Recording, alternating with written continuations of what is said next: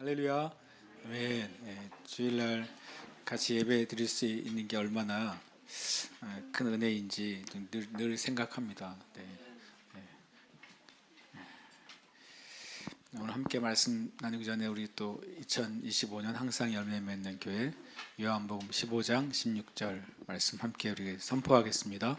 너희가 나를 택한 것이 아니요 내가 너희를 택하여 세웠나니 이는 너희로 가서 열매를 맺게 하고 너희 열매가 항상 있게 하여 내 이름으로 아버지께 무엇을 구하든지 다 받게 하려 함이라. 아멘. 주님이 올해부터 우리의 인생 가운데 계속 열매 맺는 삶을 주시는 줄 믿습니다. 아멘. 여러분의 심령에 열매가 있고 또 여러분의 입술에 열매가 있고 믿음의 열매가 있고 또 삶의 열매가 있으시기를 축복합니다. 아멘. 오늘 제가 나눌 주제는 새 시대가 오는 법칙입니다. 말씀은 마태복음 14장 1절에서 12절 말씀인데요. 우리 함께 말씀 봉독하도록 하겠습니다. 그때 분봉왕 헤롯이 예수의 소문을 듣고 그 신하들에게 이르되 이는 세례 요한이라 그가 죽은 자 가운데서 살아났으니 그러므로 이런 능력이 그 속에서 역사하는도다 하더라. 전에 헤롯이 그 동생 빌립의 아내 헤로디아의 일로 요한을 잡아 결박하여 옥에 가두었으니 이는 요한이 헤롯에게 말하되 당신이 그 여자를 차지한 것이 옳지 않다 하였음이라. 헤롯이 요한을 죽이려 하되 무리가 그를 선지자로 여김으로 그들을 두려워하더니 마침 헤롯의 생일이 되어 헤롯사라의 딸이 여럿석 가운데서 춤을 추어 헤롯을 기쁘게 하니 헤롯이 맹세로 그에게 무엇이든지 달라는 대로 주겠다고 약속하거늘 그가 제 어머니의 시킴을 듣고 이르되 세례 요한의 머리를 소반에 얹어 여기서 내게 주소서 하니 왕이 근심하나 자기가 맹세한 것과 그 함께 앉은 사람들 때문에 주라 명하고 사람을 보내어 옥에서 요한의 목을 베어 그 머리를 소반에 얹어서 그 소녀에게 주니 그가 자기 어머니에게로 가져가니라. 요한의 제자들이 와서 시체를 가져다가 장사하고 가서 예수께 아뢰니라. 아멘. 원래 제가 이제 마태복음 14장 1절에서 12절 말씀을 이제 과거에도 몇 번 말씀을 전했더라고요. 그때 전했던 말씀의 주제는 뭐였냐면 진리를 죽이지 말라 이거였어요. 진리를 말했던 하나님의 의인이죠. 결국에 그 진리를 받지 않으면 결국에 진리를 죽이는 것이죠. 마찬가지로 예수 그리스도도 하나님이 보내신 의이시고 진리이신데 예수님을 받지 못했을 때 예수님을 죽이게 되는 것입니다. 우리의 삶 가운데 우리에게 하나님의 말씀이 진리로 올 때 내가 그것을 받고 그대로 살 수도 있고 또 내 안에 진리가 오지만 내가 그것을 내 안에서 죽이고 버릴 수도 있는 것이죠. 그 말씀의 주제로 이 마태복음 14장 1절에서 12절 말씀을 한 두 번 정도 나눴더라고요. 근데 오늘 말씀은 이제 주제를 좀 다른 말씀의 주제를 나누게 됐습니다. 새 시대가 오는 법칙이에요. 항상 시대는 바뀌잖아요. 그러니까 시간은 그냥 어떻게 보면 무심히 흘러가는데 그 안에 살아가는 사람들은 계속 바뀌죠. 그리고 사람들이 살아가는 그 사이에 사람과 사람 사이의 관계는 뭐가 됩니까? 이제 사람 사이에 문화가 되고 그 시대의 흐름이 또 됩니다. 그리고 또 어떤 특이점이 이르게 되면 그 사람들이 살아가는 그 삶의 그 형식이나 또는 그 시대의 문화가 완전히 새롭게 바뀌어지는 그런 역사적인 전환점들이 오게 됩니다. 우리가 한 가지 아는 것은 우리 기독교의 역사적인 관점은 어떻게 보면 일직선이죠. 시작이 있고 끝이 있는 역사관입니다. 물론 그 역사 안에 흔히 많은 역사가들이 말한 것처럼 역사는 반복된다 이렇게 표현하는데 그것은 놀랍게도 어떤 역사가 계속 앞으로 진행을 하는데 역사가 진행되는 방식이 희한하게 반복된다는 사실을 일반적인 역사가들도 이제 보게 되죠. 물론 사람도 바뀌고 그 시대를 이르는 명칭이나 또 시대의 어떤 문화도 바뀌고 또 그 시대에 힘을 가진 어떤 권력자들이나 또는 그 시대 정신도 바뀌는데 묘하게도 어떤 역사가 새로운 시대를 맞을 때에는 어떤 희한한 법칙과 룰처럼 어떤 일들이 계속 반복돼서 일어난다고 하죠. 세상의 역사가들은 그것을 통해 미래를 예측하거나 우리가 교훈을 얻어야 된다라고 이제 말합니다. 그것도 저는 일면 맞는 말씀이라고 생각이 듭니다. 그런데 실은 성경 안에서 다른 영적인 면에서 새 시대가 오기 위해서 반드시 일어나야 될 일이 있다는 사실을 우리가 보게 돼요. 새 시대가 일어나기 위해서 반드시 뭐가 일어나야 될까요? 죽음이 있어야 돼요. 전의 것이 죽어야 됩니다. 전의 것이 죽어야 그 다음 새 시대가 오게 돼요. 그럼 뭐 인생도 마찬가지잖아요. 근데 실은 한 역사의 흐름도 마찬가지고 실제로 수많은 나라 민족의 역사들은 그 민족이 바뀌거나 실은 또 왕권이 바뀌거나 어떤 흐름이 바뀌려면 그 전의 것이 실은 죽어야 되는 것이죠. 말 그대로 죽습니다. 사람도 죽고 새로운 시대가 왔을 때 이전의 문화와 흐름도 죽죠. 심지어 새로운 시대를 여는 사람들이 이전의 것들을 죽이죠. 그래야 새로운 시대가 열리게 되기 때문에 그렇습니다. 우리나라 역사에서도 마찬가지입니다. 이런 큰 의미에서 고려에서 조선이 될 때, 또 그 전 시대들이 옮길 때마다 많은 사람이 죽었잖아요.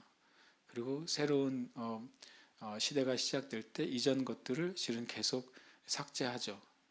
그래서 사람들이 이전에 어떤 것 가운데 연결되지 않도록 새로운 것들이 연결되도록 합니다. 대신 영적으로도 마찬가지예요. 우리에게는 이제 새 시대가 와 있잖아요. 그것이 신약이라고 합니다. 새로운 언약의 시대에 우리가 왔는데 그리고 그 안에서 살고 있잖아요. 두 가지 문제가 있어요. 하나는 새로운 새 언약의 시대에 살고 있는데 삶의 방식이나 또는 우리의 영적인 기준이 구약 옛 언약의 시대에서 사는 많은 그리스도인들이 있는 거예요. 그게 이제 제일 큰 교회 안에 해소가 돼야 될 영적인 문제라고 저는 생각합니다.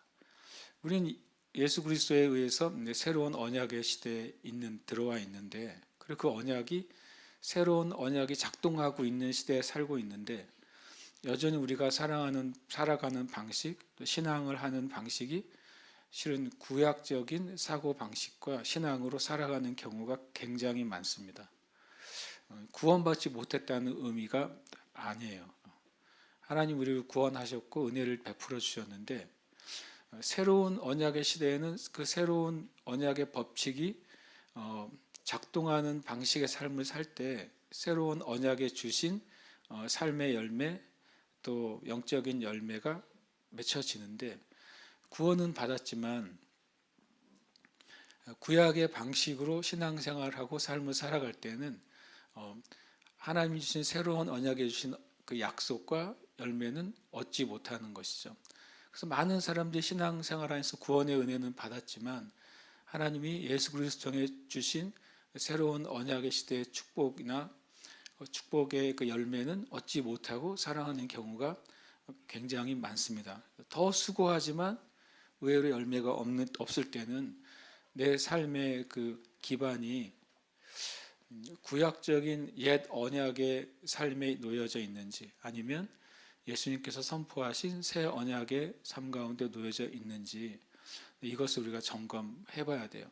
아까 오늘 예배 시작할 때 제가 우리의 마음은 이제 이해가 되지만 심정은 이해가 되지만 예배 때마다 주님 오시옵소서라고 하는 기도는 틀린 기도라기보다는 하나님의 말씀을 또 예수님께서 하신 약속을 온전히 이해하지 못하는 기도가 될 수 있는 것입니다. 왜냐하면 우리는 믿음으로 예배하고 믿음으로 살아가야 되잖아요. 믿음으로라고 하는 것은 자기 확신이 아니라 뭐에 대한 확신입니까? 성경에서 말씀하신 것에 대한 확신이잖아요. 내가 믿음으로 예배하려면 성경에서 하나님을 예배하는 것에 대한 말씀을 내가 확신한 상태에서 예배하는 것이죠. 그래서 우리가 열심히 예배하면 예수님이 임하시고 열심히 찬양하면 하나님이 임하신다고 하는 것은 오히려 구약적인 것입니다. 그러나 반대로 신약적인 새 언약 안에서는 너희가 내 이름으로 모여 있을 때 나는 그 중에 있다라고 그냥 약속하셨어요. 그러니까 믿음으로 예배한다고 할 때 그 약속을 믿고 고백함으로 예배하는 것이죠. 하나님이 예수님을 통해서 이렇게 말씀하셨어요. 하나님은 영과 진리로 예배하는 사람을 찾으신다라고 돼 있어요. 그 영과 진리로라고 한글 성경이 돼 있지만 원래 의미는 성령 안에서 그리고 진리 안에서 예배하는 사람을 찾으신다라고 말하는 겁니다. 하나님께 예배하러 나아갈 때 먼저 우리가 성령 안에서 하나님께 나아가야 되는 것이죠. 그리고 두 번째는 진리 안에서 예배해야 되는 거예요. 진리 안에서 예배한다는 것은 주님이 말씀하셨고 주님이 이루신 영적인 진리 안에서 예배하는 것이죠.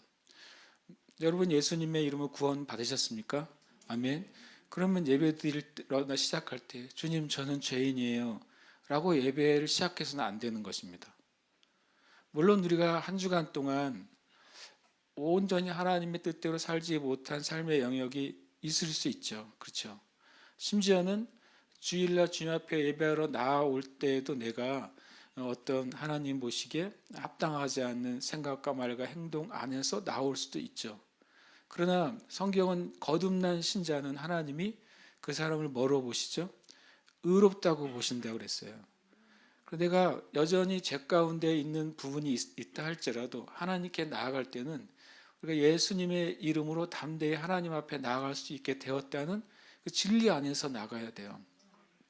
그리고 나의 연약함이나 죄는 자백함으로 그것으로부터 깨끗하게 되고 불의에서 우리가 벗어나야 되는 것이지. 그래서 우리의 매 주일마다 주님 우리는 죄인입니다. 심지어는 대표기도 하시는 분들이 이렇게 말해요. 우리는 용서받을 수 없는 죄인이지만 용서를 아직도 못 받으신 거예요. 그분은. 근데 그게 되게 안타까운 말이잖아요. 예수님의 보혜 나의 죄를 사하셨다는 사실을 믿는다는 것이 믿음인데 예수님이 나의 죄를 용서해 주셨고 내가 하나님 앞에 의롭게 됐다고 하는 것이 믿음의 의잖아요. 내가 율법으로 행위로 의롭게 되지 않고 오직 예수님께서 죽으시고 부활하신 그 십자가와 부활의 공로로 내가 의롭게 됐다는 사실을 믿는다면 그게 진짜 내 안에 사실이라면 그런 기도가 나올 수 없는 겁니다. 용서받을 수 없는 죄인 오늘도 주님 앞에 나왔습니다. 그 다음 말이 더 제가 그거를 몇십 년 들었기 때문에 이런 말을 해요. 한 주간 동안 알고도 지은 죄 모르고도 지은 죄. 모르고 지은 죄를 왜 회개해요? 용서를 어떻게 받아요? 모르고 지은 죄를. 거꾸로 주님 제가 깨닫지 못하는 죄를 깨닫게 해주세요 라고 기도해야죠. 죄를 지었는데 몰라요. 모르는 죄를 어떻게 용서해 줘요 하나님이. 그러잖아요. 자백해야지 용서해 준다 그러는데 죄를 몰라요. 그러면은 실은 회개할 수도 없는 것입니다. 성령께서 깨닫게 해달라고 기도할 때 하나님과 내 사이에 가로막고 있는 무엇이 있다면 성령님이 깨닫게 해주시죠. 왜냐하면 그분은 우리 안에 거하시니까. 그것을 우리는 그냥 자백하고 자백할 때 언제 용서해 주십니까? 자백하고 나서 잘 살면 용서해 주시나요? 아니죠. 자백하면 저는 미쁘시고 의로우사 우리 죄를 그 즉시로 사하신다고 그랬잖아요. 그걸 믿어야죠. 즉시로 사하시고 성경에 즉시로라는 단어는 없어요. 그러나 말씀은 사하신다고 말할 때 그 자백하면 사하시고 자백하는 것과 사하심이 같이 일어나는 것입니다. 그리고 우리를 모든 불의에서 깨끗하게 하실 것이요. 그 불의가 뭡니까? 그 죄로 말미암아 생기는 모든 문제들이 불의예요. 내가 그 죄와 타협하고 죄 가운데 있는 것으로 말미암아 생기는 모든 어둠의 일들이 불의죠. 거기서부터 용서해 주실 뿐만 아니라 거기서부터 보호하신다라고 약속하셨으니까 우리는 하나님께 예배하러 나갈 때마다 새 언약의 시대 안에 있다는 사실을 기억해야 돼요. 구약을 읽지 말라 그런 말이 아니에요. 구약은 진리의 그림자잖아요. 진리가 있다는 사실을 명확하게 알려주는 구약이에요. 구약이 없다면 신약에 이루신 주님의 일은 우연히 일어난 사건이 되는 거예요. 구약의 약속과 언약이 있기 때문에 신약 시대에 예수님께서 이루신 일들이 진짜 주님의 일이고 하나님의 일이고 하나님의 언약이라는 사실이 증명이 되는 겁니다. 그래서 우리가 아는 것처럼 마태, 마가, 누가, 요한 복음이 한자도 쓰여지기 전에 사도 바울과 사도들과 초대교회 성도들은 구약만을 가지고 누구를 증거했어요? 예수님 증거한 겁니다. 구약만 가지고 그들은 신약이 없었지만 뭐가 있었어요? 살아계신 예수님을 보았잖아요. 진리이신 예수님을 보았잖아요. 말씀이 육신이 되신 예수님의 실체를 보았기 때문에 구약의 그림자를 통해서 예수님을 증거할 수 있었던 거예요. 근데 우리는 그 실체를 보고 증언했던 사도들과 구약 신약의 성도들을 통해 주신 말씀을 가지고 있잖아요. 그러니까 우리는 훨씬 더 좋은 것을 가지고 있게 됐어요. 그러니까 우리의 삶이 이미 우리가 새 시대 가운데 있다는 사실을 우리는 깨닫고 그 안에 서야 될 줄 믿습니다. 근데 이제 오늘 말씀 가운데 보면 어떻게 보면 12절 말씀이 굉장히 안타까운 말씀이기도 하죠. 요한의 제자들이 와서 시체를 가져다가 장사하고 가서 예수께 아뢰니라. 그것이 이제 시대가 바뀐 장면입니다. 이제 요한의 시대에서 예수 그리스도의 시대로 이렇게 바통 터치가 딱 이루어져요. 우리가 아는 것처럼 사도행전 1장에 보면 오순절날에 있었던 모든 사람들은 요한의 제자였다는 사실을 알 수 있습니다. 왜냐하면 마띠아를 세울 때 이 사도 베드로가 무슨 기준을 삼았냐면 사도를 세울 때 요한의 때부터 예수님의 올리어 가실 때까지 함께 있었던 사람 중에 우리와 함께 예수 그리스도의 부활을 전할 사람을 세우자 그랬잖아요. 그러니까 초대교회의 이 사도적인 기준은 뭐였냐면 요한 때부터였어요. 그러니까 예수님의 제자의 대부분은 요한의 제자였던 사람들입니다. 그 사람들이 요한의 시대에서 예수님의 시대로 넘어간 것이죠. 초대교회 후에 교부들이 설교할 때 세례 요한을 뭐라고 불렀는지 아십니까? 이제 제가 교부들이 해석한 책을 요즘 재밌게 읽는다고 그랬잖아요. 이런 표현을 쓰더라고요. 요한은 율법의 영광이요. 이렇게 말하더라고요. 세례 요한을 초대교회 300년간 교부들이 다 요한을 보고 율법의 영광이라고 말했어요. 율법의 영광인 요한이 죽으면서 이제는 하나님의 은혜의 영광인 예수 그리스도의 시대가 오게 된 것이죠. 왜냐하면 사람이 낳은 자 중에 여자가 낳은 자 중에 가장 위대한 사람이 요한이라고 주님이 말씀하셨어요. 주님의 선언이니까.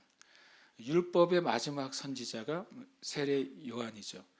율법의 마지막 선지자 세례 요한이 자신의 몸을 주님께 드린 것이죠. 결론이기도 하지만 아직 본문은 안 나갔지만 보시면 요한의 머리는 헤로디아에게 바쳐져요. 마귀는 요한의 머리를 가지면 이제 생명을 다 가졌다고 생각했을 것입니다. 요한의 머리를 가지면 요한을 쫓던 무리들도 흩어질 것이고 요한의 머리를 가지면 요한에 대해서 온전히 승리했다고 여겼을 것입니다. 참 놀랍게도 요한의 몸은 예수님께 드려집니다. 요한의 몸을 장례한 제자들이 다 예수님께로 가는 것이죠. 제가 이런 묵상을 했어요. 요한의 몸이 드려진 게 참 놀라웠어요. 왜냐하면 요한의 몸이 드려지고 그의 진짜 생명인 머리는 예수 그리스도가 되신 것이죠. 교회는 표현은 그렇지만 우리는 머리를 바꿔야 되는 거예요. 교회의 머리는 예수 그리스도이시니까. 교회는 몸을 주님께 드리는 것이죠. 왜냐하면 머리는 예수 그리스도이시니까. 로마서 12장에서 말씀하고 있습니다. 너희 몸을 하나님이 기뻐하시는 거룩한 산 제물로 드리라. 왜냐하면 우리의 머리는 예수 그리스도이시기 때문에 그렇습니다. 물론 거기서 몸은 우리의 삶 전체를 말씀하시는 것이죠. 그 과정을 오늘 되게 한 장면을 통해 보여주고 있다고 제가 묵상했어요. 그때 본보왕 헤롯이 예수의 소문을 듣고, 마태복음 1장에서 13장까지의 소문이죠. 예수님이 어떻게 등장하셨는지, 예수님이 어떤 일을 하셨는지, 예수님이 어떤 말씀을 전하셨는지, 예수님이 어떤 기적을 행하셨는지, 그 소문을 본보왕 헤롯이죠. 예수님이 태어났을 때 그 대헤롯의 아들이죠. 아들 헤롯이 예수님의 소문을 듣습니다. 참 역사가 재밌죠. 예수님이 태어날 때는 그 대헤롯이 예수님이 태어난 것 때문에 두려웠어요. 태어났다는 그 말 때문에 두려웠잖아요. 동방에서 박사 3명이 와서 유대인의 왕으로 나신 이가 어디 계십니까? 우리가 보고 경배하러 왔습니다. 이 말에 당시 왕이었던 헤롯이 벌벌벌 떨잖아요. 그리고 2살 아래의 아이들을 학살하는 악행을 저지르잖아요. 그 아들 헤롯은 놀랍게도 예수님이 행하신 소문을 듣고 두려워해요. 이것도 반복이 되네요. 신기하게. 그리고 그것 때문에 실은 그 전에 또 헤롯은 세례 요한을 죽이는 악행을 저지릅니다. 실은 나중에 이 헤롯은 칼리굴라 황제 때 이 지위를 박탈당하고 갈리아라는 곳으로, 갈리아 지역이니까 저 유럽 끝이죠. 고리스 프랑스였으니까 갈리아가 어느 지역인지 헷갈리네요. 하여튼 유럽의 한 지역으로 유배에 가서 비참하게 생을 마감하게 됩니다. 이때 말씀에 보면 이렇게 돼 있죠. 예수의 소문을 듣고 본보왕 헤롯은 이는 세례 요한이다, 이렇게 말을 합니다. 엄청 두려운 말이에요. 자기가 죽였는데 세례 요한이 살아나서 예수 안에 들어가서 활동한다고 생각하는 겁니다. 굉장히 신기한 신학이죠. 부활에 대한 개념이 당시에 있었다는 사실을 우리가 알 수 있어요. 사두개인들은 부활도 없고 천사도 없다고 생각했습니다. 당시에 사두개인들을 인정하는 성경은 모세오경만 인정했어요. 모세오경만 성경이라고 생각하는 사람들이 사두개파였습니다. 근데 모세오경에도 천사가 등장하잖아요. 그래서 천사도 되게 어떤 비유적으로 생각하고 그렇게 해석했던 사람들이 사두개인이에요. 근데 반대로 바리새인들은, 예수님 당시에 똑같이 종교 지도자들인 바리새인들은 부활도 있다고 생각하고 그리고 천사도 있다고 생각했습니다. 이 2가지를 적절히 이용했던 사람이 한 명 있죠. 사도 바울이죠. 사도 바울이 자기 공회에서 재판받을 때 나는 예수님의 부활을 믿는다고 말했다가 둘이 막 싸우잖아요. 한쪽은 부활과 천사를 부정하고 똑같은 종교인들인데, 한쪽은 부활과 영을 인정하는 그런 이제 종교적인 색깔을 가지고 있어요. 그럼 헤롯은 어떠냐? 헤롯과 일단의 유대인들은 일종의 이제 부활을 믿는데 약간 환생 같은 부활을 믿었어요. 그걸 어떻게 알 수 있냐면 말라기서에 대한 해석이 잘못돼 가지고, 내가 마지막 때 하나님께서 엘리야를 보내겠다고 그랬잖아요. 그래서 엘리야가 다시 진짜 환생할 거라고 생각했습니다. 당시 유대인들이. 왜냐하면 성경에 2사람만 성경적으로는 죽지 않고 하늘로 올라갔거든요. 에녹하고 엘리야입니다. 그래서 그렇게 또 이제 그런 개념을 가지고 있는 또 세대주의 학자들은 마지막 때에 그 계시록에 2 증인이 나와요. 그 2 증인을 에녹과 엘리야라고 해석하는 세대주의 해석자들도 있습니다. 마지막 때 에녹과 엘리야가 다시 등장할 것, 재등장. 왜냐하면 모든 사람은 한 번 죽는 것은 사람에게 정해진 거니까 내려왔다가 죽어야 돼요. 왜냐하면 그 2 증인이 죽거든요. 계시록에 보면. 그러니까 깨어 맞추려면은 이 헝겊 저 헝겊 다 맞춰서 만들면 누더기가 되긴 하니까 말씀을 그렇게 깨어 맞추면 마치 여러분들 그러잖아요. 그럴듯해 보이는 그런 해석이 생각보다 많아요. 그러나 성경에서 말씀하시는 맥락과는 완전히 다른 이제 해석이 되는 거죠. 그러니까 그런 엘리야가 다시 올 거야 라고 하는 생각을 가지고 있는 유대인들 영향을 헤롯이 받았는지 모르지만 마치 예수님을 내가 죽였는데 엘리야가 다시 오는 것처럼 다시 와서 나에게 복수하려고 한다고 생각하는 거죠. 세례 요한 때에도 수많은 군중들이 세례 요한을 따랐는데 이제 예수는 세례 요한이 안 하던 일도 하잖아요. 세례 요한인 병자를 고치거나 귀신을 쫓거나 사람을 살리는 일은 안 했거든요. 회개하라는 그 메시지만으로 수많은 군중들이 따랐고 그것이 헤롯에게는 일종의 정치적인 위협이 된다고 생각했는데 이 예수는 이제 엄청나게 세례 요한이 했던 메시지를 똑같이 하잖아요. 세례 요한이 회개하라 천국이 가까이 왔다 그랬는데 마가복음 1장 15절에서 예수님도 똑같이 말합니다. 세례 요한이 잡히심을 들으시고 하신 메시지가 세례 요한하고 똑같은 메시지를 하고 있는 거예요. 그러니까 헤롯 입장에서는 똑같은 메시지를 해. 그런데 예수님에게는 세례 요한에게 없던 권능과 기적이 나타나는 거예요. 그러면 더 많은 군중들이 예수에게 갈 것이고 그것은 헤롯에게 엄청난 정치적인 위협이 되겠죠. 거기다가 세례 요한은 콕 집어서 이 헤롯의 죄를 계속 말했어요. 불륜이라고 말한 거죠. 불륜이라고 말했어요. 그게 죄가 됐어요. 한글 성경에는 그냥 네가 빌립의 아내를 취한 것이 옳지 않다라고 되어 있는데 이제 참고로 볼 수 있는 성경이 이제 메시지 성경 있잖아요. 메시지 성경이 재밌어요. 헤롯을 보고 불륜이라고 말했다 이렇게 써 있어요. 야, 재밌게 해석했네 이렇게 생각이 들었는데 그랬더니 세례 요한을 보고 두려워한 것이죠. 예. 나중에 예수님이 잡히십니다.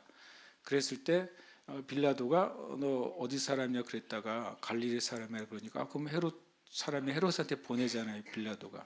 근데 헤롯이 엄청 기뻐했다고 성경에 나와요. 왜냐하면 진짜 헤롯의 입장에서는 진짜 세례 요한이 씌웠나 확인해 보고 싶었죠. 성경을 앞뒤로 살펴보면 그게 엄청 기쁜 거예요. 드디어 내가 이 예수가 진짜 세례 요한이 씌워진 상태인지 아닌지 나의 정치적인 위협이 되는지 아닌지 한번 그래서 자꾸 뭔가 기적을 행해보라고 하는데 예수님이 반응을 안 하니까 헤롯이 기뻐하면서 홍포를 입혀서 다시 빌라도에게 보내요. 둘이 원수였다가 그날 친구가 됐다 그러잖아요. 헤롯이 안 것이죠. 예수는 생각보다 위협적이지 않다고 생각한 겁니다. 겉으로 보기에는 이 세례 요한이 다시 들어온 게 아니구나. 자기의 문제가 이제 해결됐다고 생각해서 그렇게 보내게 됩니다. 그러나 헤롯은 마음의 가책도 있고 마음의 두려움도 있게 되었다는 사실을 알 수 있습니다. 그러나 우리가 아는 것처럼 어떤 현상에 대한 두려움, 그 다음에 양심의 가책, 그것은 구원 얻는 회개는 아니에요. 많은 사람들이 죄를 짓고 양심의 가책을 느껴요. 그래서 어떤 사람은 양심의 가책을 느껴서 다른 방식으로 어떤 선행을 하거나 봉사를 해서 그 양심의 가책을 무마시키려고 노력합니다. 그러나 그것은 구원 얻는 회개가 아니에요. 어떤 보이지 않는 존재에 대한 두려움이나 양심의 가책은 그 사람을 구원 얻게 하지 못합니다. 진짜 회개가 없으면 구원도 실은 없는 것이죠. 그리고 이제 전에 헤롯이 그 동생 빌립의 아내 헤로디아 일로 요한을 잡아 결박하여 옥에 가두었으니 이는 요한이 헤롯에게 말하되 당신이 그 여자를 차지한 것이 옳지 않다. 메시지 성경은 당신은 불륜을 했어라고 말해가지고 헤롯이 잡아서 결박해서 옥에 가뒀어요. 그러면서도 두려워해요. 참 얼마나 헤롯이 인간의 나약함을 보여주는 자기가 잡아서 감옥에 가둬놓고서도 두려워해요. 감옥에 가둬놓고 죽이기까지 했는데도 두려워해요. 죄는 이렇게 사람의 안에서 씻어지지 않습니다. 하나 예수 그리스도에 의한 죄 사함의 은혜가 사람에게 임하기 전에는 사람 안에 있는 죄는 절대로 씻어지거나 사라지지 않는 거죠. 참 세례 요한은 정말 하나님을 두려워했던 사람이에요. 그래서 헤롯에게 이 말을 하면서 그것 때문에 갇힐지라도 진실을 말할 수 있는 사람이 됐습니다. 마귀가 정말 두려워하는 사람은 뭐냐면 하나님을 두려워하는 사람이에요. 하나님을 두려워하는 사람을 마귀가 제일 두려워하고 하나님을 두려워하는 사람을 궁극적으로 어찌할 수 없다는 사실을 실은 마귀도 압니다. 저와 여러분이 하나님을 두려워할 때 마귀가 두려워하는 사람이 될 것입니다. 하나님을 정말 사랑하고 경외할 때 그것이 정말 마귀를 이기는 첫 번째 단계이죠. 하나님께 순복하고 마귀를 대적하라. 그래야만 너희를 떠나리라 라고 말씀하잖아요. 그것이 순서예요. 하나님께 순복하는 것 자체가 마귀에게 두려움의 대상이 돼요. 그리고 그 하나님께 순복한 사람이 마귀를 향해서 예수 그리스도의 이름으로 명할 때 그 마귀는 하나님의 권위 앞에서 도망갈 수밖에 없는 것입니다. 저와 여러분이 어떤 영적인 씨름이나 또는 영적인 전쟁을 한다고 할 때 그럼 우리의 힘으로 하는 것이 아니라 우리가 주님께 온전히 순복해 있을 때 마귀를 향해서 대적하는 것은 쉬운 일이 되는 것입니다. 그러나 저와 여러분이 주님께 순복하지 않은 상태에서 그냥 예수님의 이름만 사용한다면 그것은 마귀에게 비웃음이 될 거예요. 왜냐하면 그 이름 안에 권세가 나타나지 않기 때문에 그렇습니다. 이때 요한이 헤롯에게 말했습니다. 당신이 그 여자를 차지한 것이 옳지 않다. 이것은 참 제가 생각하면서 헤롯이 요한을 죽이는 것을 두려워하고 가책을 느꼈습니다. 그것은 다른 성경에도 그렇게 말씀하고 있죠. 그러면서 말합니다. 요한을 죽이려 하되 우리가 그를 선지자라 여김으로 그들을 두려워합니다. 실은 이제 헤롯은 참 엄청나게 많은 두려움 가운데 있는 것이죠. 양심의 가책 때문에 두려워하고 자신의 죄가 사람들에게 드러나고 정죄받을까봐 두려워하고 그리고 심지어는 세례 요한을 제거하면 그 백성들이 자기로부터 돌아설까봐 두려워하고 사람을 두려워하고 그리고 세상을 두려워하면 우리가 하나님의 진리로부터 벗어나게 된다는 사실을 깨닫게 됩니다. 그때 이제 보면 두려워하더니 그 다음에 6절이 나와요. 마침 헤롯의 생일이 돼요. 이게 재미있는 표현이죠. 이 헤롯은 요한을 제거하고 싶은데 사람들을 두려워서 제거를 하지 못해요. 그런데 이 마침이란 단어가 원래 이제 헬라어로 데라는 단어를 사용하는데 그것은 대부분의 성경에 그러나로 번역이 되어 있어요. 원래는 이제 마침이란 것도 참 번역이 잘 된 것 같아요. 이 맥락을 잘 설명해 주는데 이 마침은 누구에게 마침인 것이죠? 마침은 이중적입니다. 헤로디아에게 마침이에요. 자기 불륜의 남편이 요한을 제거해 주기를 바라는데 사람도 두려워하고 양심의 가책도 있어. 이 양심의 가책과 사람을 두려워하는 것을 싹 지워버릴 수만 있으면 그러면 자신의 죄를 지적한 요한을 제거할 수 있잖아요. 근데 딱 그렇게 할 수 있을 기회가 온 거예요. 헤로디아에게 기회가 왔고 또 궁극적으로는 헤롯에게도 기회가 온 것이죠. 이 말씀 가만히 읽다가 제가 생각했어요. 마귀는 우리에게 이 마침의 날이 오기를 엄청 학수고대하는 존재구나. 우리의 삶 가운데 마귀에게 이 단어를 주지 않아야 되겠다. 마귀가 헤로디아를 통해 또 헤롯을 통해 하나님의 의인인 세례 요한을 제거하려고 하는데 마침 한 날을 잡은 것이죠. 그리고 계획을 세웁니다. 헤로디아는 이 헤롯의 약점이 뭔지를 알아요. 헤롯의 약점이 뭡니까? 세상과 세상에 속한 것을 사랑하는 것입니다. 세상과 세상에 속한 것을 사랑하는 이 헤롯을 알고 이 헤롯의 약점을 잡고 말하는 거죠. 헤롯은 세상과 세상에 속한 것들이 어떤 말씀이 되어 있습니까? 같이 한번 읽어볼까요? 이 세상이나 세상에 있는 것들을 사랑하지 말라. 아버지의 사랑이 그 안에 있지 아니하니 이는 세상에 있는 모든 것이 육신의 정욕과 안목의 정욕과 이생의 자랑이니 다 아버지께로부터 온 것이 아니요 세상으로부터 온 것이라. 아멘. 이 헤롯에게는 이 세 가지 세상에 있는 것들이 온전하게 다 채워져 있었어요. 이 헤로디아를 취함으로 육신의 정욕 가운데 그가 살아가고 있죠. 이 헤로디아의 딸이 춤을 추는 것을 본 것 중에서 안목의 정욕이 채워집니다. 그것 때문에 되게 허풍스러운 맹세를 하죠. 다른 성경 뭐라고 되어 있습니까? 마가복음과 누가복음에 보면 내가 이 나라의 절반이라도 주겠다 이런 말을 합니다. 말도 아닌 말을 하는 것이죠. 그 역사 기록에 보면 헤로데의 딸이 췄던 춤은 스트립쇼라고 되어 있어요. 술을 마시고 다 이렇게 육신의 정욕에 쩔어 있는 이들 가운데 그 딸이 스트립쇼를 추니까 안목의 정욕에 모든 사람이 사로잡히게 된 것입니다. 헤롯이 말하죠. 네가 원하는 건 다 줄게라고 말합니다. 마침 그날이 온 것이죠.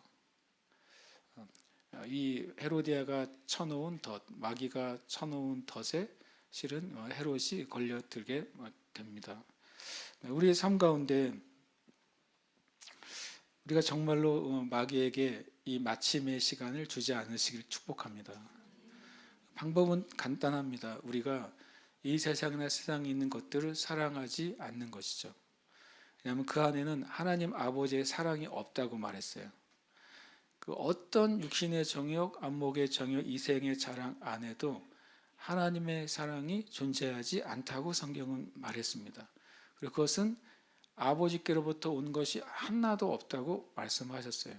세상으로부터 온 것이라고 말씀하셨고 그 뒤에 17절에 이 세상도 그 정욕도 지나가되 오직 하나님의 뜻을 행하는 자는 영원히 거한다고 말씀하셨습니다.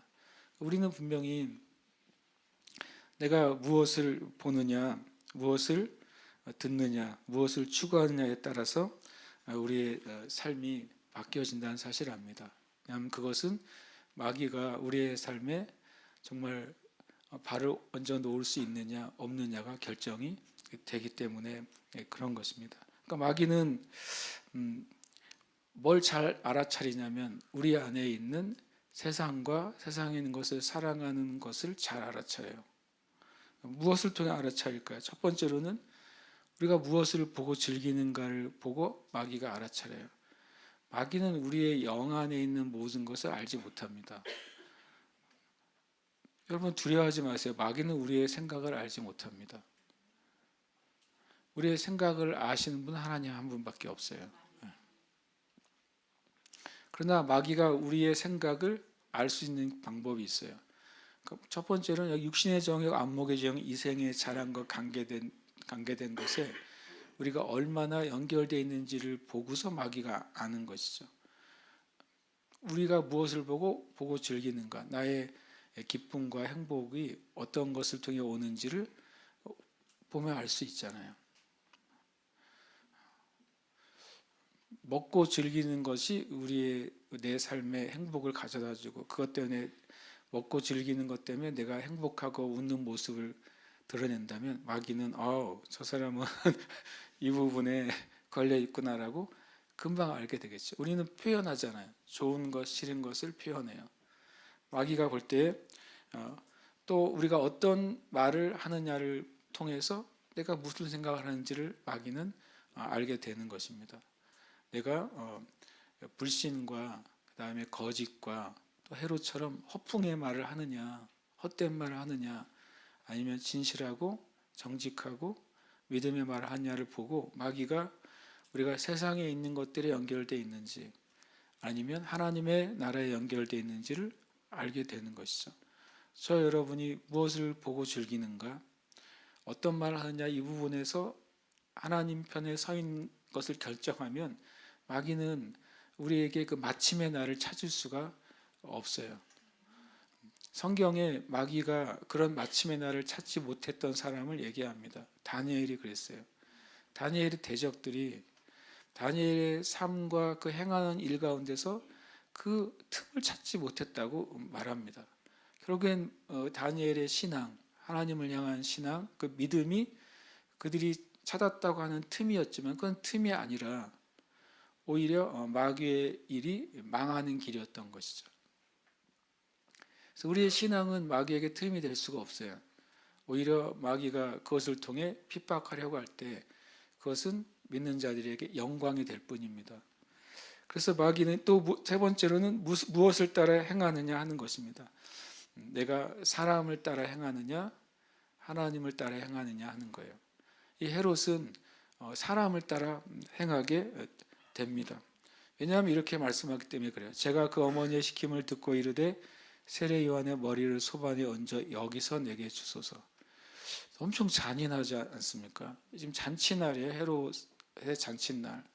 막 음악이 이렇게 진행이 될 것이고 또 춤을 추는 댄서들이 있을 거고 수많은 사람들이 음식과 술을 나르고 있겠죠. 사람들이 막 희희낙낙하며 웃고 있는 그때 이 소녀가 한 말이 요한의 머리를 지금 잘라서 지금 쟁반에 얹어서 나에게 달라는 거예요. 정말 마귀는 정말 잔인하고 악하다는 사실 우리가 봅니다. 9절에 보면 이 요구에 대해서 왕이 근심한다고 돼 있어요. 이거는 아닌데 라고 느낀 거죠. 이거는 선을 넘었네. 선을 넘었죠. 그래도 자기 생일이잖아요.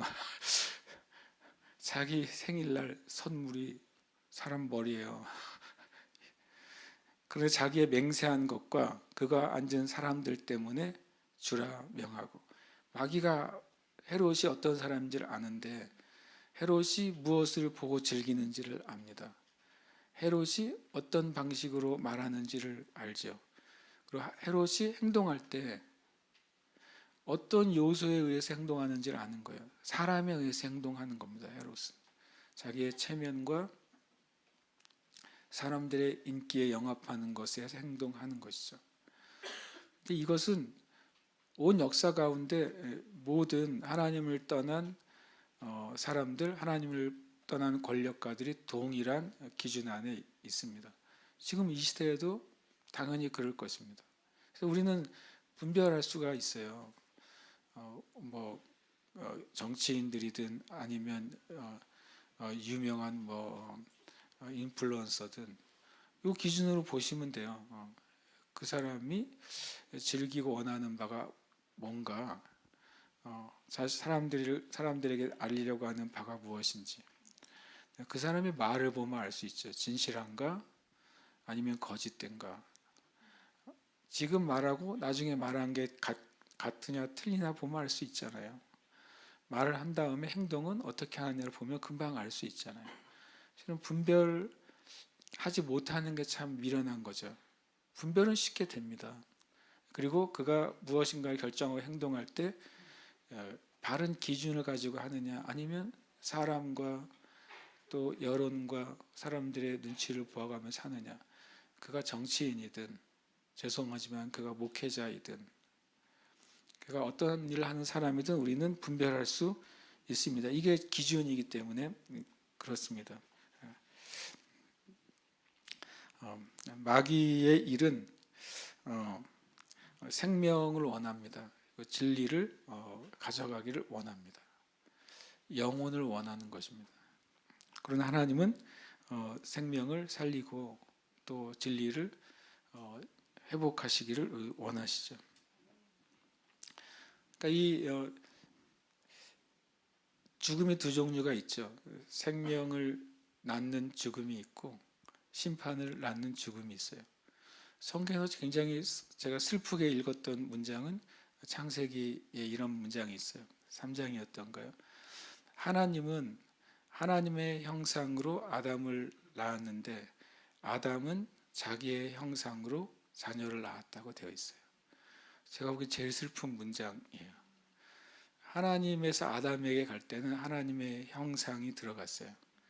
아담이 죄를 지은 다음에는 자기의 형상을 따라 자녀를 낳아요. 그 뒤로 뭐가 나옵니까? 죽고가 나오는 것입니다. 몇 년을 살고 죽었더라. 몇 년을 살고 죽었더라. 몇 년을 살고 죽었더라. 그러니까 생명을 낳는 죽음이 아니라 죽음을 낳는, 심판을 낳는 죽음이 사람에게 오게 된 것이죠. 그러나 세례요한은 죽었어요. 그러나 놀랍게도 세례요한의 죽음은 새로운 시대를 여는 죽음이 됐고 진짜 생명을 가져다 주시는 예수님의 시대를 여는 죽음이 됐습니다. 정말 헤롯의 생일날은 장례식장이 되어버렸어요. 제가 이런 생각을 했어요. 이 말씀 읽다가 잠언에 여러 번 나오는데 지혜로운 사람의 마음은 장례식장에 있다 그래요. 인생을 생각하고 죽음의 의미를 생각하고 그리고 내가 어떻게 살아야 되는지 생각하게 해주는 것은 죽음이 있는 장례식장이라고 이제 잠언은 자주 말씀을 합니다. 오히려 헤롯의 이 생일 잔치가 그들에게 생명을 준 게 아니라 헤롯의 생일 잔치에 죽은 이 헤롯 세례요한의 죽음이 놀라운 축복의 통로가 됐다는 사실 우리가 보게 됩니다.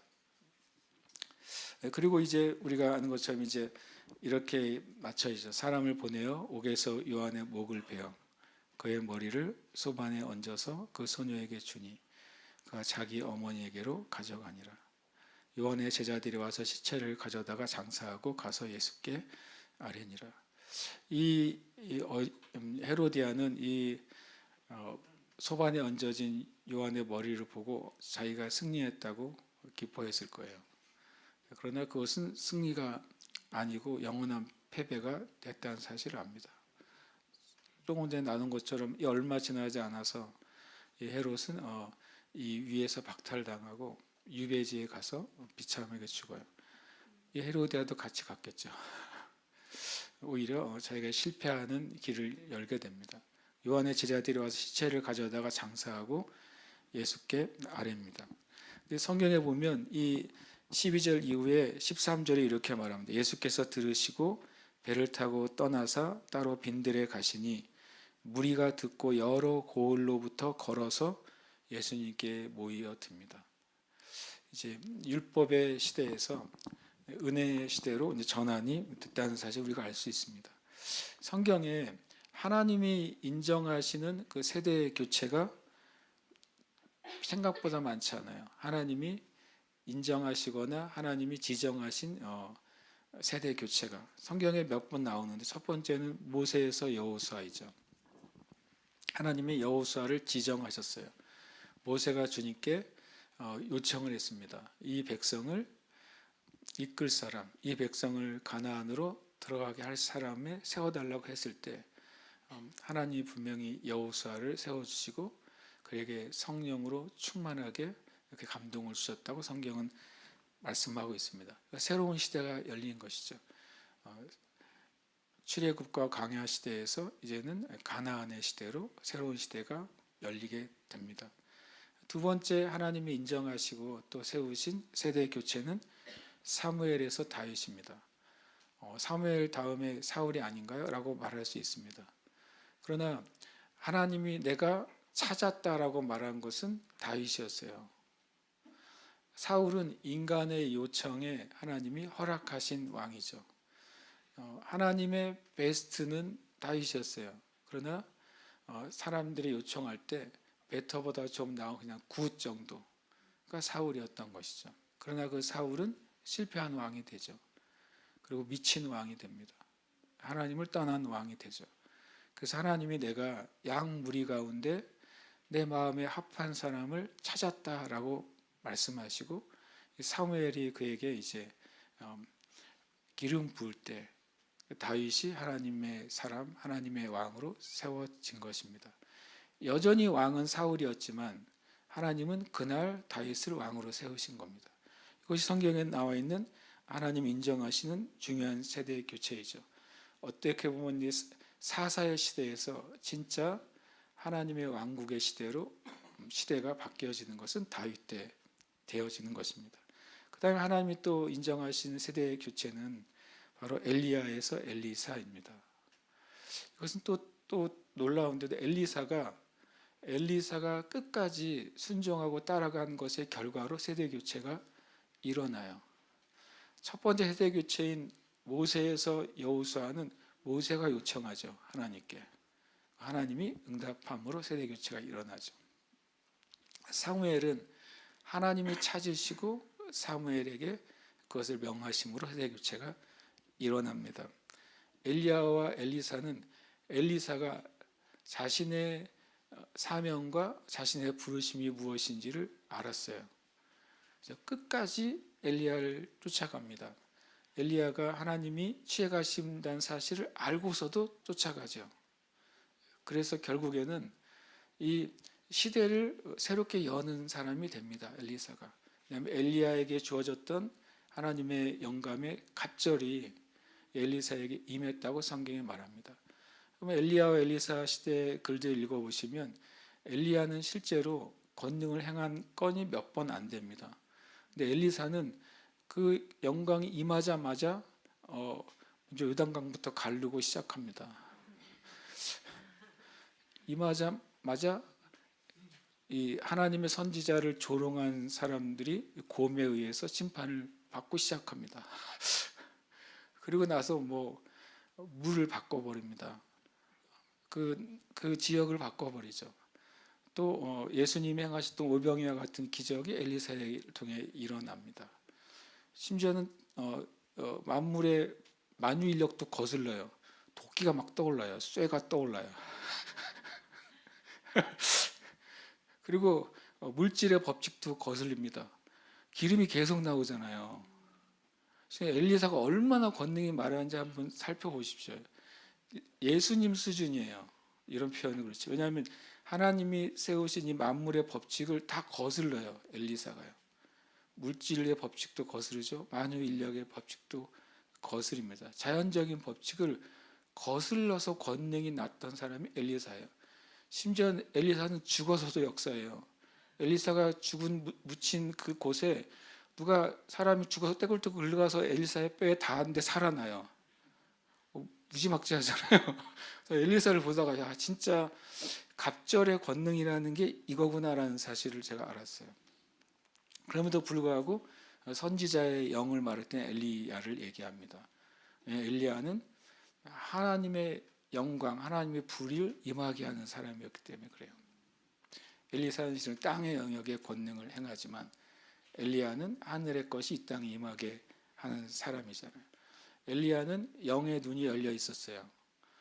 도단성에 수많은 아람군이 둘러 있을 때에도 엘리야는 굉장히 유유자적합니다. 왜냐하면 사람들은 아람 군대만 보이지만 엘리야는 그 눈에 더 많고 무시무시한 하늘의 군대가 있다는 사실을 봤으니까 어떻게 보면 약간 엘리야는 어나더 레벨이긴 합니다. 그런 의미에서 어쨌든 엘리야에서 엘리사로 엘리사가 자신의 부르심과 또 사명을 깨달았을 때 새로운 세대를 여는 사람이 됐죠. 그리고 또 하나님 인정하신 세대의 바통처치는 바로 이 세례요한에서 예수 그리스도이십니다. 세례요한이 자기의 몸을 드림으로 주님이 이 땅 가운데 역사하시도록 마치 자신이 예수님의 시대에 걸음이 되어버리죠. 세례요한은 자기의 몸도 드리고 자기를 따랐던 수많은 무리들도 주님께로 옮겨가게 합니다. 위대한 말 하잖아요. 나는 쇠하여야 하겠고 그는 승하여야 할 것이라고 말합니다. 이렇게 말할 수 있는 사람이 성경에 없는 것 같아요. 정말 위대한 하나님의 사람이죠. 심지어는 자기 사촌 동생이잖아요. 예수님이. 모르셨습니까?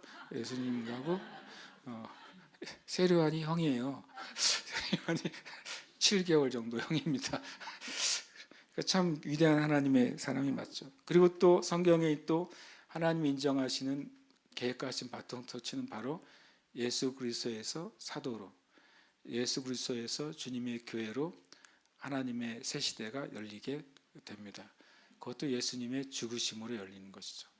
예수님이 죽으시고 부활하심으로 예수님 안에서 역사하셨던 성령의 역사와 권능이 이제는 교회와 성도들에게 역사하게 된 것입니다. 저 여러분은 어찌 보면 마지막 가장 큰 새로운 이제 새 시대 안에 우리가 있어요. 그것은 예수님의 죽으심과 부활을 통해 우리에게 주어졌고, 더 나아가면 그 전에 세례 요한과 같이 자기의 삶과 생명을 주님께 온전히 드렸던 그 하나님의 사람들에 의해서 새 시대가 열렸다고 우리가 할 수 있습니다. 우리가 함께 좀 기도하고 싶습니다. 저는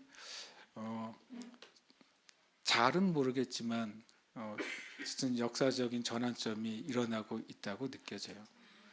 근데 우리가 이제 표면적으로 보면 뭐 경제적인 뭐 진통이 있고 정치적인 진통이 있고 그것보다 훨씬 더 높은 차원의 영적인 새로운 시대가 다가오고 있다고 더 많이 느낍니다. 그러려면 죽음이 있어야 돼요. 이미 어떤 큰 차원에서의 죽음과 생명은 주님이 끝내셨죠. 그리고 우리의 삶 가운데 주님이 요청하시는 것은 우리를 통해 하나님이 역사하실 수 있도록 우리 자신을 주님께 내어드리는 그런 영적 죽음이 있어야 되는 줄 압니다. 함께 이 시간 좀 기도하기를 원하는데요. 함께 고백하고 기도하도록 하겠습니다. 함께 고백하겠습니다. 나는 하나님이 역사의 주관자가 되심을 믿는다. 아멘. 한 번 더요. 나는 하나님이 역사의 주관자가 되심을 믿는다. 아멘. 고백합니다. 하나님은 자신의 몸을 드리고 예수 그리스도를 머리로 삼는 일을 통해 역사하심을 믿는다. 아멘. 한 번 더요. 하나님은 자신의 몸을 드리고 예수 그리스도를 머리로 삼는 이들을 통해 역사하심을 믿는다. 아멘. 고백합니다. 하나님이 역사하심을 믿으며 나의 몸과 삶을 거룩한 산 제물로 드린다. 아멘. 한 번 더요. 하나님이 역사하심을 믿으며 나의 몸과 삶을 거룩한 산 제물로 드린다. 아멘. 당연히 고백해야 될 고백이고 또 여러분이 고백하는 고백인 줄 압니다. 근데 오늘 이 시간 한 번 더 이것을 우리가 믿음으로 고백하고 싶어요. 우리 모든 어떤 세계사나 세계 역사의 주관자도 하나님이십니다. 그런데 하나님이 이 역사를 이뤄 가시는데 보시면 세례 요한이 뭐 거대한 시대적 담론 때문에 죽은 것도 아니에요. 거대한 정치적인 이슈 때문에 죽은 것도 아니에요. 그렇잖아요. 어찌 보면은 굉장히 억울하고 황당한 죽음을 거뒀고 정욕과 환락에 취한 마치 미친 왕이 얼떨결에 자기가 말하는 것을 수습하려고 하는 것 때문에 죽은 것처럼 보이잖아요. 유대인들의 장사법에 의하면 온 사지가 붙어 있어야 장사가 된다고 여겼어요. 근데 세례 요한은 유대인들의 기준으로 보면 참 불행한 죽음을 맞이한 거예요. 참 죄송하지만 머리 따로 몸 따로가 된 것이죠. 유대인의 전통에 의하면 장사가 제대로 안 되고 저주받은 자처럼 그렇게 인생을 마무리한 것입니다. 그런데 하나님은 세상의 눈으로 보기에는 굉장히 허망하고 어이없게 그리고 죽어서도 평안히 눈 감지 못한 것처럼 보이는 세례 요한의 죽음을 통해 하나님이 새 시대, 새 언약의 주인이신 예수 그리스도를 드러내십니다. 참 어떻게 보면 세상의 관점과 하나님 나라의 관점이 정말로 다르다는 걸 많이 이제 경험하게 되는 것이죠. 우리 주변에도 어찌 보면 이런 일들이 일어나고 있고 또 일어나기도 했습니다. 그러나 우리가 이 사실을 믿어야 돼. 하나님이 역사의 주관자이시다. 근데 하나님은 근데 마음대로 하시지 않는다고 성경이 말합니다. 하나님은 하나님의 백성들의 기도를 통해서의 역사를 이끄신다고 분명히 말씀하셨어요. 우리가 이것을 믿으니까 하나님이 알아서 하세요. 이것은 우리의 태도가 아니죠. 믿기 때문에 하나님께 기도하는 것입니다. 믿기 때문에 하나님이 공의롭고 또 의롭게 행하실 것을 구하는 것입니다. 하나님은 또 누구를 사용하시느냐? 자신의 몸과 삶을 주님께 맡기는 사람을 통해 사용하세요. 그리고 예수 그리스도를 온전히 우리 인생의 나의 머리로 삼는 이들을 통해 역사하십니다. 그래서 우리가 주님 역사하심을 믿고 나의 몸과 삶을 주님께 드리기로 결정할 때, 그때 하나님은 그 사람을 통해, 그 공동체를 통해, 그 나라를 통해 일하시고 역사하시는 것입니다. 하나님의 뜻은 분명히 서 있다고 성경은 말합니다. 하나님의 말씀을 반할 수 없다고 말합니다. 하나님은 이미 영원한 심판과 영원한 천국에 대해서 주님 말씀을 세워 놓으셨기 때문에 그것이 변치 않을 것입니다.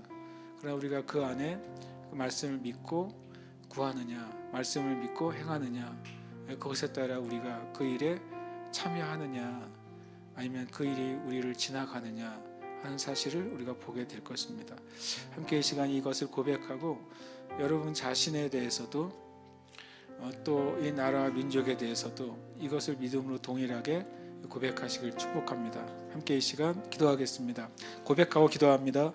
공령은 하나님의 역사의 주관자가 되심을 믿는다. 하나님은 자신의 몸을 드리고 예수 그리스도를 머리로 삼는 이들을 통해 역사하심을 믿는다. 하나님이 역사하심을 믿으며 공령의 몸과 삶을 거룩한 산 제물로 드린다. 아멘.